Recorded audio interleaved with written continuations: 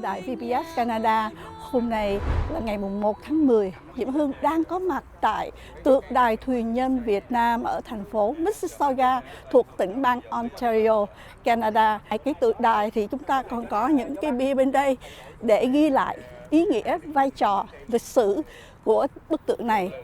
Hội tưởng niệm thuyền nhân với sự ủng hộ của cộng đồng đã gây quỹ và xây dựng tượng đài thuyền nhân Việt Nam như một món quà tặng thành phố Mississauga, cũng như tri ân chính phủ và người dân Canada, Cao ủy tị nạn, Liên Hiệp Quốc cùng các tổ chức nhân đạo đã cứu vớt và cứu mang người Việt tị nạn Cộng sản. Và cũng để tưởng nhớ đến hơn nửa triệu người Việt đã chết trên con đường vượt biển vượt biên đầy máu và nước mắt để tìm tự do và nhân quyền. Đây cũng là ấn tích lịch sử để các thế hệ sau của người Việt cũng như các sắc dân khác hiểu rõ thảm trạng thuyền nhân đã khiến người Việt phải tha hương tại Canada cũng như khắp nơi trên. Để nhìn lại một khoảng thời gian lịch sử đau thương của người tị nạn Đông Nam Á, hôm nay, ngày 1 tháng 10 năm 2023, Trường Đại học Carleton, Liên hội Người Việt Canada cùng một số hội đoàn tại Toronto với sự điều hợp của Hội tưởng niệm thuyền nhân Việt Nam đã tổ chức buổi chiếu phim tài liệu Đường đến tự do, Passage to Freedom của đạo diễn Sheila Petzold.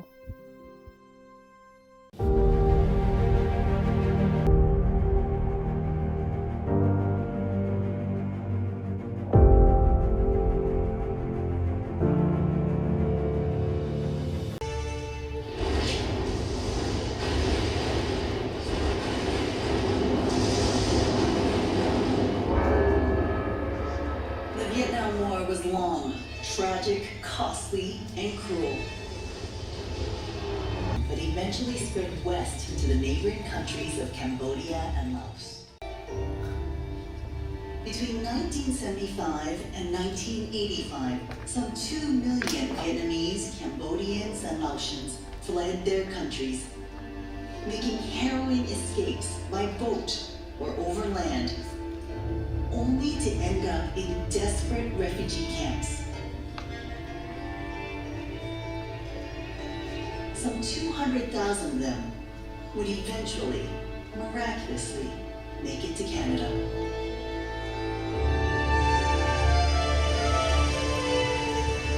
Mike, so right now we're going to have some interview for the VBS Canada TV, and I would love to hear the story of how we're going to get to today, which is the review of the Passage to Freedom. And I will start with you first, Mike. And can you tell us how the Heart of Freedoms project began? When Peter and I had just finished the book Running on Empty, which tells the story of the refugees from Southeast Asia from the Canadian perspective, yeah. We heard that Professor Colleen Lundy of Carleton University had been approached by some women from the Vietnamese community and asked, could we create something that allows the refugees to tell their own story? We recruited 2 more members of the team after we met with Colleen, Professor Moscovich, also from Carleton, and Professor Stephanie Stovey from Menno Simons University in Winnipeg. And we decided that the best way to do this would be to record interviews. With the aid of Sheila Petzold, we recruited teams of Cambodian, Laotian, and Vietnamese young people, and we trained them to be camera people, interviewers, and community outreach. And we turned them loose, and in the years just before COVID, struck, they interviewed over 170 people right across Canada. Mainly people who had been refugees from Vietnam, Laos, and Cambodia, but also about 30 Canadians who played an important role in bringing the people to Canada and welcoming them and helping them get established here. Once we had those interviews in the can, as they say, Sheila began to work on a documentary, which we will be reviewing today, to tell the story as only video and film can of what was happening to the people, why they fled, that experience, life in the refugee camps, and then what happened when they got to Canada, from the start up to now. Very, very powerful. So that went on. Around the same time, our colleague from Winnipeg, Stephanie Stobie, created a traveling exhibition, which has already been in Ottawa, and it is now in Halifax. It'll be going to the prairies after Christmas, and it'll be coming to Toronto and Western Ontario and Montreal later next year and into the next year. We also have another colleague who's working on materials for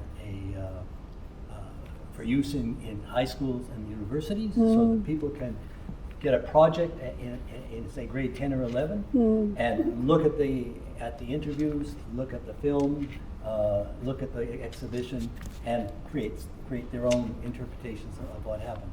And finally, Peter and I, along with Dr. Lundy and Dr. Moskowitz and Dr. Stobie, are working on a book now. And we're very proud to say that McGill Queen's University Press, that published the first book, is also publishing this one. And we've reached the stage where the book is written. It's now been reviewed by people who've given us a lot of ideas about how to make it better. Some not so good, but all of which we will deal with. And so we're hoping to be able to launch the book possibly this time next year. Beautiful. So how long has the whole process been going? Well, I'm almost 80 years old now, so I think it's been about 6 years. Yes. Yeah, Wow, it's about 6 years. Interesting. Yeah, Right. I mean, this is a very big project. It is. You know, to first of all interview 170 people It's true. across the country. One of the things that makes our projects so valid is that we have a managing committee that includes people from the Vietnamese, Laotian, and Cambodian diasporas in Canada, who provide us with guidance Beautiful. and make sure that we are telling the story in a way that they can relate to. And so that's been a very exciting part of it. Well, But I love man, that it's part. taken a of long it. time. Yeah, but I love that part because like you go into the community, you get input from the community, and then it portrays. And our interviewers are from the community. It's true. It's true. So that is really beautiful. So the project has really deep roots in the community, and we did this project for the communities, Beautiful. not for ourselves, but for the community. Thank you so much on behalf of the community. I love it, right? So I think you already mentioned what are the different products of classroom integrating already. So I'm going to turn to Sheila for her part. And Sheila is, as Mike just mentioned, she is the director of the Passage of Freedom, which we're going to view it today. So Sheila coming from Ottawa, just like Mike and Peter. So welcome to Toronto. Thank you. It's great to be here. Right, it's a lovely day today. So why did you make this film? Like, what motivated you to join hands with them and making this documentary? Well, first of all, let me say it's been a complete honor and privilege to be part of this project. I made this film primarily because it's a really important story, and it's one that should be remembered, never forgotten. It needs to be on the public record. And I think it's important. It's really important for Vietnamese people who made it here, Cambodians and Laotians as well who made it here, but equally really important for Canadians to hear this story. It's a really important story about who we are and who we can be. Right. And so that's why I think that was what motivated me the most. It's a very powerful story of resilience and courage and what we can do if we work together. It's also really important now, I think, because of the time we live in. There are refugees around the world who still need attention. And maybe this is an example of how we can all help in some way. And I have to say that we don't often hear positive stories about the government and civil service and politicians and so forth, but all of those people at that time in the 1980s and 90s did a remarkable job. And I think we need to give them credit for that. Yeah, we owe everything to Canada, and as we have seen the monument, the Vietnamese both people monument outside, right where we are here. This is what we want to show the total appreciation of the Vietnamese community to the government of Canada, the people of Canada, and all the organizations that will help to bring us or give us a second chance, second chance at life. The other thing is that this is, I think to date, still the most successful immigration refugee story in Canada. So we have some really important lessons to learn and to share for the future. And all these people came forward with their stories. It took great courage to tell some of these really difficult stories. And so, I just appreciate them so much. Thank you. And what was the most difficult part of the process? I know that it's not easy, but what you consider is the most difficult part of that? The most difficult part was watching so many of these interviews. Right. And listening to these stories. Right. It was extremely hard. Even now, I know that today I'm going to get emotional again because I realized what was at stake for all of these folks and what they did, what they accomplished. People like Tia, who came here under such incredible conditions and has made a wonderful life here. So many, and contributed so much to Canadian life that it was so hard to get here. It's true. It was really hard to watch that. Right. But so, a very rewarding experience, let me tell you. Thank you so much, and I couldn't wait to watch, viewing the movie today. And I think everybody at home, if you haven't got a chance to see it, hopefully one day you'll be able to see it on whether website or another event that we're going to schedule. And I understand they're going to go around like Montreal next week or something, right? And around the different locations in Canada. So hopefully everybody have a chance to view it and show it to your next generation, which is your children, right? Or your grandchildren. So now I turn to chị Tuyết Lê because Sheila just mentioned about she is basically both people, really the both people, and she was interviewed in the process, and she here to tell us her story. So chị Tuyết Lê, why do you decide to participate in the oral history project? The reason I decided to take the oral interview project because I think it is very important to let people know, not only people now but for many generations to come, the reason why I'm here, the reason maybe one day their grandmother or great-grandmother is here. To me, it's very important because you cannot let the history pass away. You have to keep it alive, and so that's why I think it is important. Not only that, it is also to let people know what communism regime, the suffering that the communism regime did to people's life. And hopefully that is something that we can prevent. Usually whatever in the past, we can learn from it and prevent it. From just want to let the Canadian people know that their generosity to get the refugee people here in Canada is worth every effort. Their generosity, their supportive, that also give me the opportunity to contribute to the country that give me a second chance. So how do you feel about the interview process? Honestly, the interview process remind me a lot of what I went through.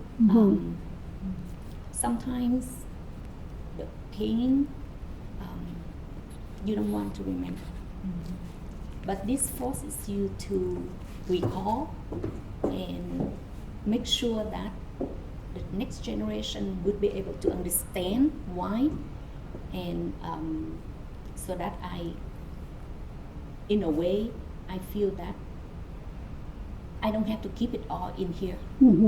It is out there to share with many people, to share the experience, to share the pain and suffering that a lot of people going through. Also that we did not forget the one who never made it, the one who sacrificed for me to have perfect, like complete body today, because a lot of people went through the war, they never have the chance to tell the story that I'm telling them today. Beautiful. Thank you so much for sharing your feeling. Now I turn to Peter Daszynski. He worked in the book Heart of Freedom, Southeast Asian Refugees in Their Own Words. So I would like to ask you, how far advanced in the book? Perhaps I'll change my answer a little bit and refer to its interview, her words that she just pronounced. It was quite touching for me to arrive at the Boat People Monument outside of this beautiful library building and see, and there she was. And of course, she didn't recognize me. I don't think she's ever seen me, perhaps. But I know her very, very well. How do I know her very well? Sheila's film was very, very good. And she focused on a lot of things that I hope people will do the same. But the book attempts to distill all of the interviews and make a kind of sense of them. And after 3 years of hard work, it was very hard work, the final draft of the manuscript of the Hearts of Freedom, Southeast Asian Refugees in Their Own Words, has been written and submitted to McGill Queen's University Press. McGill Queen's is one of Canada's most prominent academic publishers. We have received 3 professional peer reviews of the book. All 3 agree that this is an important book that should be published. The 5 authors now face the hard work of editing the manuscript to include a range of positive suggestions and sometimes tough suggestions by the peer reviewers. The previous book dealing with Southeast Asia refugees in Canada was running on empty, published in 2017, also by McGill Queen's University Press, and it focused on the Canadian experience in selecting the refugees and resettling them in Canada. The new books, this book's main themes are the refugees' tribulations in Southeast Asia and the resettlement and integration in Canada as experienced by the refugees themselves and expressed in often very emotional terms through oral interviews. The heroes of the book are over 140 Vietnamese, Cambodian, and Laotian Canadians, of whom over 80 are Vietnamese. These are former refugees interviewed coast to coast in Canada. It is their stories that the book preserves for future generations. Beautiful. Thank you so much for all your Dự contribution án Heart today. of Freedom đã thực hiện 175 cuộc phỏng vấn tại 14 thành phố và có cuộc triển lãm di động khắp Canada.